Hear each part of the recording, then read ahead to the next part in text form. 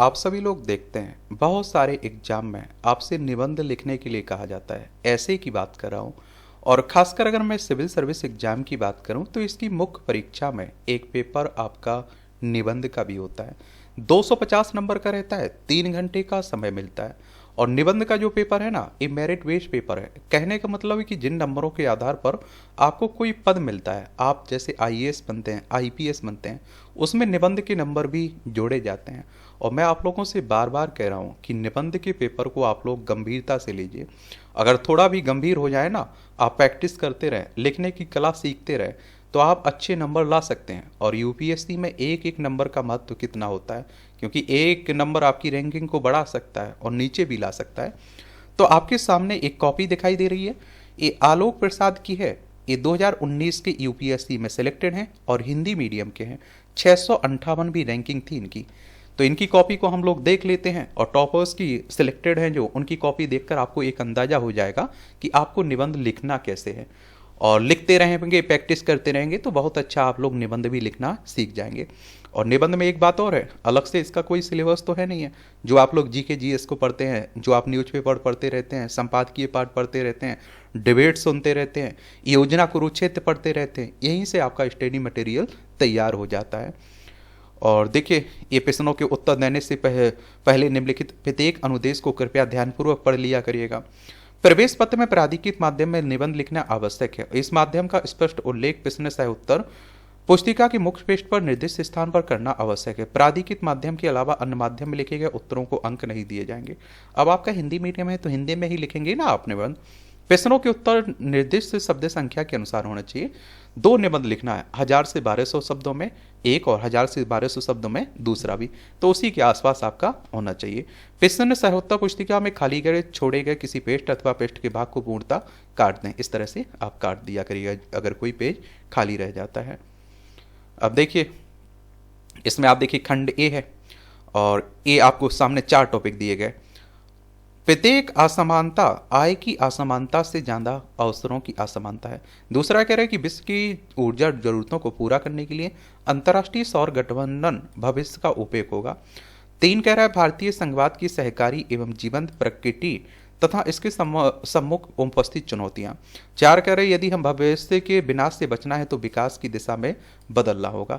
इन 4 topic को पहले आप लोगों को ध्यानपूर्वक पढ़ना है, फिर आप लोगों को चारों में से एक आपको चुनना है। ऐसे टॉपिक को चुनिए जिस पर 1000 से 1200 शब्दों में आपको निबंध लिख पाए, आप लोग शब्द लिख पाए। और दूसरी एक बात आपको याद रखना है, आपको भावना में नहीं बह जाना निबंध लिखते हुए। आपको बड़े पॉजिटिव रहना है, हर पक्ष को ध्यान में रखना है। समझ रहे हैं आप लोग? तो इन्होंने कौन सा टॉपिक चुना है? इन्होंने चुना है, आप देखिए, अत्यधिक असमानता आय की असमानता से ज्यादा अवसरों की असमानता है। यानी कि इन्होंने पहला ही टॉपिक चुना है इसमें लिखने के लिए। थोड़ा ध्यान पूर्वक लिखिए। मैं कहता हूं इसी टॉपिक पर आप लोग लिखना शुरू कर दीजिए। कम से कम लिखने की कला तो आपको आएगी। और आप बताइए इसमें और बेहतर क्या किया जा सकता है। मैं ऐसे धर्म को नहीं मानता जो समानता का पोषक ना हो। Doctor B R. अम्बेडकर जी की यह कथन दर्शाता है कि असमानता का मूल स्वरूप आय की असमानता से इतर धर्मगत और रूढ़िगत मान्यताओं में ही छिपा रहता है और यही असमानता अवसरों की असमानता को जन्म देती है। इस तरह के कोट से आप लोग पंक्तियों से शुरुआत कर सकते हैं निबंध की। आगे हम यही जानने का प्रयास करेंगे कि मानव सभ्यता में असमानता कि क्या क्या स्वरूप विद्यमान रहे हैं और इसमें इसने किस प्रकार असमानता से पीड़ित व्यक्ति को अवसरों से वंचित किया है। वही वर्तमान में बढ़ती आय की असमानता से उत्पन्न अवसरों की असमानता की भी पड़ताल की जाएगी। साथ ही हम यह भी जानेंगे कि असमानता को समाप्त करने हेतु क्या क्या कदम उठाए जा सकते हैं। और सर्वप्रथम हम असमानता के विविध आयामों पर चर्चा करेंगे। असमानता का जिक्र दिमाग में आते ही सर्वप्रथम हमें आर्थिक असमानता का स्मरण होता है। आखिर हो भी क्यों ना, जब समाज के 1% व्यक्तियों के पास समाज की 73% से अधिक संपत्ति हो, लेकिन आय की असमानता से इतर कुछ असमानताएं ऐसी रही है जिन्होंने आय की असमानता से ज्यादा अवसरों की असमानता उत्पन्न की है। ये आप देखिए, जिसमें सबसे पहले हम लिंग लिंगगत असमानता की चर्चा करेंगी। यूं तो लिंगगत असमानता का चरम स्तर मध्यकाल में दिखाई पड़ता है, किंतु वर्तमान में भी यह कमोवेश बनी हुई है। भारत का उदाहरण लेकर इसे समझा जा सकता है। हमारे देश में 48% जनसंख्या का प्रतिनिधित्व महिलाएं करती हैं, यानी कि लगभग आधी आबादी महिलाओं की है। लेकिन उनकी हिस्सेदारी देखिए, हर क्षेत्र में, राजनीति में देख लीजिए कितनी देखने को मिलती है। तो उन आंकड़ों को भी आप लोग लिख सकते हैं, किंतु राजनीतिक स्तर पर उनकी हिस्सेदारी मात्र 14% के करीब है। जब जो चुनाव हो रहे हैं उसका उल्लेख करना है आपको नए आंकड़ों का। वहीं आर्थिक स्तर पर देखें तो भूमि अधिकार, संपत्ति अधिकार में महिलाओं की हिस्सेदारी मात्र 10% के करीब है। और आप देखें, महिलाओं को अधिकांश क्षेत्रों में काम करने का अवसर ही नहीं मिलता है। अगर आज भी हम बहुराष्ट्रीय कंपनियों के उच्च पदों पर विद्यमान महिलाओं की गिनती करें तो उनकी संख्या बेहद नगण्य नजर आती। इस प्रकार कार्यस्थल पर यौन शोषण, सामान्य कार्य हेतु समान वेतन न मिलना भी उन्हें अवसरों से वंचित करते हैं।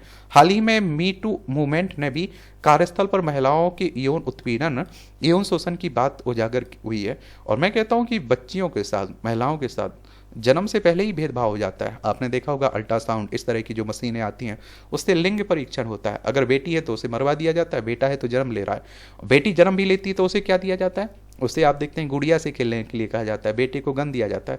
घर में दूध की कमी है तो बेटा दूध पिएगा, बेटी दूध नहीं पिएगी। अगर घर में आर्थिक स्थिति बुरी है तो वो कहेंगे बेटा पढ़ेगा आगे, बेटी नहीं पढ़ेगी। ये हाल है। समाज के स्तर पर से ही लिंगगत असमानता उन्हें अवसरों से वंचित करती है। और कई बार तो बच्चियों को पैदा होने से पूर्व ही मार दिया जाता है।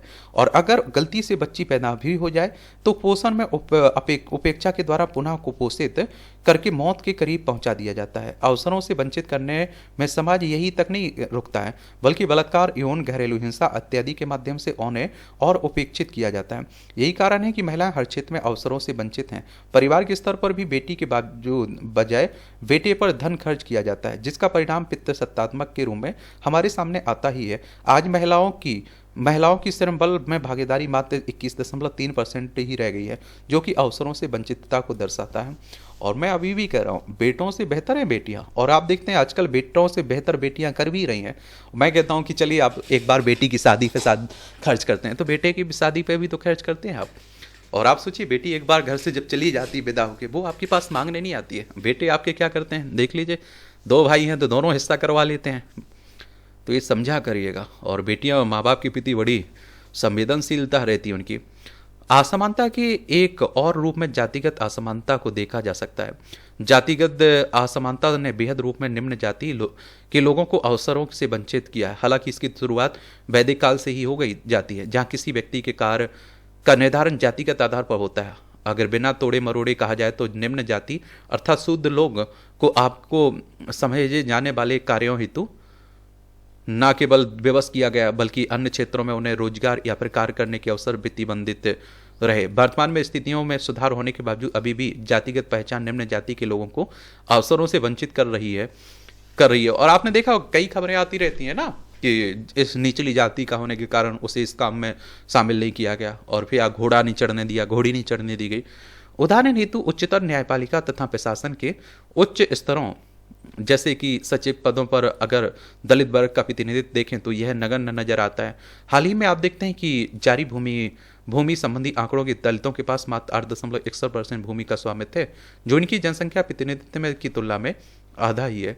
अवसरों की असमानता का आकलन यह है कि आज भी कई जगहों दलितों को बारात में घोड़ी पर चढ़ने नहीं दिया जाता है। तो कहीं आदिवासी मत होने से MBBS की छात्रा पायल को आत्महत्या करनी पड़ सकती है। इस तरह का कोई उदाहरण है तो वो भी दे दिया करिएगा। तो कहीं दलित डॉक्टर से इलाज कराने से मना कर दिया जाता है, तो कहीं दलित होने मात्र से ही भीड़ हिंसा का शिकार होना पड़ सकता है। और असमानता की चर्चा करते समय LGBTQ समुदाय का जिक्र करना बेहद आवश्यक है। हमारे समाज में ट्रांसजेंडर समुदाय के लोगों को हर स्तर पर प्रताड़ित किया जाता है। और ये भी आप लोगों को देखने को मिल जाता है। उन्हें बेरोजगार के सभी अवसरों से प्रतिबंधित कर मात्र भीख मांगने को बाध्य किया जाता है। विडम्बना यह है कि ट्रांसजेंडर व्यक्ति चाहे कितना भी अमीर क्यों ना हो बन जाए, वह समाज की नज़रों में तिरस्कृत ही रहता है। मैं इसीलिए तो कहता हूँ कि अगर आप सिविल सर्विस की तैयारी करें, स्टेट PCS की तैयारी करें, तो आँख, कान, नाक सब खुले रखा करिएगा। बहुत कुछ आपको स्टडी मटेरियल समाज से ही देखने को मिल जाता है। अवसरों से वंचित करने वाली पूरी इस असमानता का सामना अल्पसंख्यक धार्मिक समूह को भी करना पड़ता है। उदाहरण हेतु पाकिस्तान में अल्पसंख्यक हिंदुओं के साथ होने वाला व्यवहार अवसरों की कमी इसी श्रेणी में आता है। और आप देखते हैं कि अगला विचारणीय प्रश्न यह भी उठता है कि आय की असमानता अवसरों की असमानता को जन्म दे सकती है। अगर वर्तमान परिदृश्य की बात की जाए तो आय की असमानता के कारण व्यक्ति बेहतर शिक्षा, पोषण, स्वास्थ्य से वंचित रह जाता है। इसका परिणाम होता है कि भविष्य में उन्हें अवसरों से वंचित रहना पड़ता है। उदारीकरण के बाद की परिस्थितियों में को देखें तो आय की असमानता लगातार बढ़ी है और इससे उत्पन्न अवसरों की वंचना भी। किंतु प्रश्न उठता है कि आखिर इन असमानताओं को समाप्त करने हेतु सरकार द्वारा क्या क्या कदम उठाए जा रहे हैं। जहाँ तक आर्थिक असमानता का प्रश्न है तो सरकार मनरेगा, आयुष्मान भारत, पीडीएस, अंत्योदय योजना आदि योजनाओं चला रही है। तो वहीं दूसरी ओर आप देखिए हाल ही में सरकार द्वारा आर्थिक रूप से कमजोर वर्ग 10% आरक्षण दिया गया। तो सरकार की पहलों के रूप में आप लोग ये बताना है। जहाँ तक लिंगगत असमानता का बात की जाए तो सरकार बेटी बचाओ बेटी पढ़ाओ जैसे कार्यक्रम के माध्यम से लिंगानुपात सुधारने पर बल तथा सुकन्या समृद्धि योजना के माध्यम से पितृसत्तात्मकता को तोड़ने का प्रयत्न कर रही है। इसके साथ ही घरेलू हिंसा एक्ट 2005, कार्यस्थल पर यौन उत्पीड़न निषेध कानून 2013 आदि के माध्यम से लिंगानुपात अपराधों को रोकने हेतु प्रयासरत है। जैसे राजनीति में भागीदारी की बात करें तो जो नया कानून आया उसका उल्लेख कर सकते हैं। आज के परिप्रेक्ष्य में मैं कहता हूँ इसी पर लिखिए आप लोग। इसी प्रकार जातिगत असमानता हेतु संवैधानिक प्रावधान जैसे अनुच्छेद 14, 15, 16, 17 आदि के माध्यम से भेदभाव निषिद्ध, शिक्षा एवं नौकरियों में संरचनात्मक भेदभाव, छुआछूत उन्मूलन पर कार्य किया गया है। और किंतु अभी भी निम्न जाति के लोगों को समानता के अवसर उपलब्ध कराना चुनौतीपूर्ण बना हुआ है। और यह कहा जा सकता है कि आय की असमानता अवसरों से वंचित रखने में योगदान देती है, किंतु इससे भी कहीं ज़्यादा वंचना, अत्यधिक असमानता जैसे लिंगानुपात असमानता, लिंगगत असमानता, जातिगत असमानता इत्यादि के कारण उत्पन्न होती है। अतः इस असमानता को दूर करने हेतु न केवल हमें मूल्यों को स्तर पर सुधार करना होगा बल्कि कुछ संरचनात्मक सुधार को भी अपनाना होगा। जैसे राजनीतिक लोकसभा में महिलाओं के 33% आरक्षण की जो बात हो गई ना, तभी जाकर हम समानता का वह स्वप्न देख सकते हैं जो कि doctor B are Ambedkar ji द्वारा देखा गया था। हो गई पीर पर्वत पिघलनी चाहिए, इस हिमालय से कोई गंगा निकलनी चाहिए, मेरे सीने में ना सही तेरे सीने में सही, कहीं भी आग लेकिन आग लगनी चाहिए। देख रहे हैं पंक्तियों से इन्होंने समाप्ति भी की है। आप लोग बताइए क्या सोच रहे हैं आप लोग। एक खंड भी है, इसमें भी आपके सामने 4 टॉपिक दिए, 1000 से 1200 शब्दों में लिखना है, एक टॉपिक चुनना है। पहला कह रहा है अपेक्षित जीवन जीने योग्य नहीं है। दूसरा कह रहा है धैर्य ईश्वर की है, मानवता उसका संरक्षण है कि ना कि स्वामी। प्रार्थना करने वाले होंठ से ज़्यादा पवित्र मदद करने वाले हाथ होते हैं। 4 कह रहे हैं नैतिकता विहीन धर्म आत्मा रहित शरीर के समान है। धरती ईश्वर की है और मानव उसकी संरक्षण में ना कि स्वामी। ये आप देखिए इन्होंने कौन सा दूसरा टॉपिक चुना है इसके लिए। धूप का जंगल नंगे पांव द्वारा बंजारा करता क्या, ये दरिया रेत का जंगल धूप का मारा करता क्या, जंगल जंगल आग लगी बादल तरसे पानी को, पत्ता पत्ता सूख चुका पेड़ बेचारा करता क्या। किसी मशहूर शायर की उपयुक्त पंक्तियां उन परिणामों को दर्शाती हैं जो कि मानव द्वारा धरती का स्वामी मान लेने के कारण उत्पन्न हुई है। यह समस्या जलवायु परिवर्तन और ग्लोबल वार्मिंग के बढ़ते प्रभाव से उत्पन्न पृथ्वी पर जीवन के संकट से भी जुड़ी है। जलवायु परिवर्तन का ही परिणाम है कि कहीं जंगल में आग लगी तो कहीं आप देखिए बादल पानी को तरस रहे हैं। ये आप देखेंगे कि जलवायु या हम लोग कहें कि पृथ्वी को, प्रकृति को सबसे ज़्यादा इंसान ही नुकसान पहुंचा रहा है। किंतु सवाल यह है कि आखिर यह सब हो क्यों रहा है। ये आप देखिए वस्तुतः हम यह भूल गए हैं कि यह धरती ईश्वर द्वारा प्रदत्त मानवता को उपहार है जिसका हमें संरक्षण करना चाहिए, ना कि स्वामी की सोच रखकर उसका अनियंत्रित दोहन। अगर हम अपने इतिहास पर दृष्टि डालें तो यह ज्ञात होता है कि औद्योगिक क्रांति से पूर्व मनुष्य धरती का न केवल संरक्षण करता था बल्कि प्रकृति का पूजक भी था। वह प्रकृति में होने वाली किसी भी हलचल को ईश्वर का अभिशाप मानकर आप देखिए इससे बचने हेतु ईश्वर की पूजा करता था। हम लोग बड़े प्रकृति पूजक है। हम लोग पेड़ों की पूजा करते हैं, नदियों, तालाबों, और आप देखिए झरनों की बात करते हैं, हम लोग पहाड़ों की पूजा करते हैं। और किंतु समय के साथ ये स्थितियां बदलती गईं और औद्योगिक क्रांति के उद्भव में मनुष्य की प्रकृति का भक्षक बना दिया। कार्ल मार्क्स इत्यादि विद्वानों ने पृथ्वी के भरसक आप देखते हैं कि अनियंत्रित दोहन के पक्ष में बातें कही हैं। एक बात आपने गांधी जी की सुनी होगी, वो कि हमारी प्रकृति के पास इतने संसाधन हैं, वो कोई हमारी ज़रूरतें पूरी कर सकते हैं लेकिन हमारा स्वार्थ पूरा नहीं कर सकते। किंतु समय का चक्र बदला और इस अनियंत्रित दोहन के परिणाम सामने आने लगे।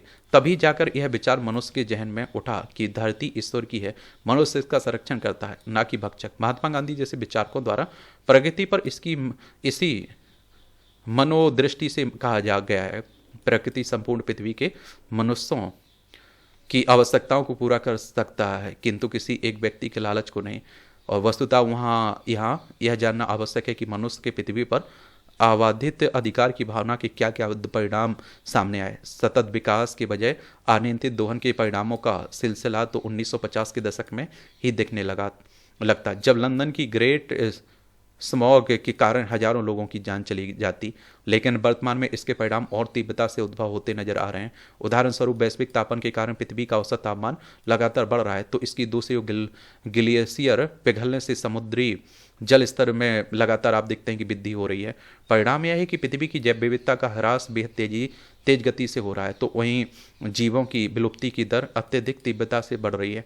और इससे आप देखते हैं जिससे यह कपास उत्पादन हो रहे हैं, आखिर धरती का अस्तित्व बचेगा या नहीं।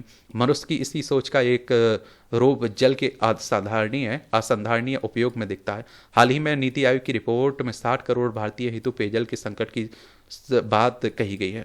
और आपने देखा आसपास आपको देखने को भी मिल जाता है। बेंगलोर का हाल देखना है, दिल्ली का आपने हाल देखा है, मुख्यमंत्री निवास तक पानी की किल्लत से जूझ रहे थे। अधिकांश शहरों के जल स्रोत सूख चुके हैं। मनुष्य भूमजल का अनियंत्रित दोहन करते जा रहा है और साथ ही स्वच्छ जल के स्रोत को प्रदूषित कर रहा है। आखिर इस तरह आप देखते हैं कि सोच का अंजाम क्या होगा। ज्ञात हो कि आज से आप देखिए 300 से 400 वर्ष पूर्व ही रहीम जैसे कवि पानी की महत्ता बता चुके हों। आज भी मानो इतना भक्षक कैसे। रहीमन पानी राखिए, फिर पानी सब सुन, पानी गए ना उबरे मोती मानुष चुन। आखिर पानी की मोती अर्थव्यवस्था, मनुष्य जीवन, पेयजल तथा ये चून या खाद्य सुरक्षा का महत्वपूर्ण आधार है, किंतु मनुष्य के अनियंत्रित दोहन ने जल संकट की समस्या उत्पन्न हो गई है। एक समय आप देखिए जो नदियां हमारा उद्धार करती थी, आज वो अपने उद्धार के लिए चिल्ला रही। आखिर कब हम यह समझेंगे कि मानव केवल धरती का संरक्षक मात्र है, स्वामी नहीं। हालांकि धरती को संरक्षित करने के प्रयास तो हमने 1972 से ही शुरू कर दिए थे। अब देखिए जो शहर पहले हैं उनके बारे में बताना है, उसके बहुत बेहतर परिणाम ना मिलना। बेना convention, Montreal protocol, Kyoto protocol तथा नवीन पेरिस सम्मेलन 2015 द्वारा वैश्विक स्तर पर कुछ प्रयास तो किए जा रहे हैं, किंतु हमें प्रयासों में और तीव्रता लाने की आवश्यकता है। धरती के संरक्षण हेतु वैश्विक स्तर, राष्ट्रीय स्तर और स्वयं के स्तर पर प्रयास किए बिना अगर हम असंधारणीय विकास करते रहें तो वह दिन दूर नहीं जब धूप का जंगल और रेत का आप देखिए दरिया हमारे सामने होगा। और देखिए हमारे पूर्वजों ने हमें जो कुछ दिया ना, एक तरह से विरासत के रूप में, ये हमारी भी कर्तव्य बनता है कि हमें आने वाली पीढ़ियों के लिए स्वच्छ रखें। फलता वैश्विक स्तर पर आप देखिए पर्यावरण, पृथ्वी के संरक्षण की जिम्मेदारी के अहम भाग को विकसित देशों द्वारा उठाना होगा। विकासशील देशों को हरित तकनीक उपलब्ध कराना तथा ग्रीन क्लाइमेट फंड के माध्यम से मदद करनी होगी। वहीं राष्ट्रीय स्तर पर भी प्रत्येक देश को सतत विकास के रास्ते पर ही आगे बढ़ना होगा। हालांकि INDC के माध्यम से प्रत्येक देश इस ओर कुछ अग्रसर है, किंतु इन प्रतिबद्धताओं का समयबद्ध अनुपालन करना आवश्यक है। साथ ही जीवाश्म ईंधन के बजाय नवीकरणीय ऊर्जा का प्रयोग, जैव ईंधन तथा इलेक्ट्रिक वाहनों का उपयोग किया जा सकता है। प्रदूषण कम से कम हो, इसके लिए नई तकनीकों पर आप देखते हैं कि क्या शोध एवं अनुसंधान किया जा सकते हैं। दूसरी तरफ पानी का संरक्षण करना जल संकट से बचने हेतु अति आवश्यक है, और जिसका समाधान एक ही है कि हम अनियंत्रित भौमजल दोहन से बचें एवं आधिकारिक वर्षा बल को संरक्षित करें। लेकिन असली सफलता हम तभी प्राप्त कर सकते हैं जब व्यक्तिगत स्तर पर प्रयास किए जाएं। अनावश्यक ऊर्जा अपव्यय, जल अपव्यय को बचाए बिना सामूहिक प्रयास निष्फल हो सकते हैं। अतः बच्चों में मूल्य के स्तर पर पर्यावरण प्रेम एवं पृथ्वी प्रेम प्रोत्साहित करने की आवश्यकता हो, ताकि न केवल पृथ्वी का संरक्षण हो बल्कि उसका अभिवर्धन भी हो। निष्कर्षता यह स्पष्ट है कि धरती पृथ्वी मनुष्य को ईश्वर प्रदत्त उपहार है, जिसका संरक्षण करना उसका कर्तव्य है। अन्यथा कभी कपोल कल्पना की पंक्तियां, पत्ता पत्ता सूख चुका तथा रेत का दरिया को सच होते समय नहीं लगेगा। वर्तमान में आप देखिए, पर्यावरण संरक्षण, पृथ्वी संरक्षण हेतु जो कदम उठाए जा रहे हैं उन्हें और तीव्रता से चलाए जाने की आवश्यकता है, ताकि मनुष्य धरती के संरक्षक की भूमिका का निर्वाह करे। अन्यथा आपदाओं के स्वरूप में पृथ्वी प्रकृति को मनुष्य से बदला लेना आता है। और हमें यह भूलना नहीं चाहिए कि पृथ्वी बाढ़, सूखा, चक्रवात, सुनामी, भूकंप इत्यादि के माध्यम से प्राकृतिक संतुलन का मुद्दा रखती है एक तरह से। और देखिए, एक बात और बताऊं कि पृथ्वी को हम नुकसान ना पहुंचाएं, ये शर्त होनी चाहिए। बाकी पृथ्वी के पास इतनी क्षमता है कि वो अपने आप को सुरक्षित रख सकती है। बाकी आपने देखा होगा, आपदाएं आती हैं तो फिर हम लोग खून के आंसू रोने लगते हैं। तो बताइए आप लोग क्या सोचते हैं, और इसमें और अच्छा बेहतर क्या कर सकते थे, आप लोगों को बताना चाहिए। धन्यवाद। मेरे लिए कोई भी सवाल है, सुझाव है तो ज़रूर आप लोग बताया करिएगा।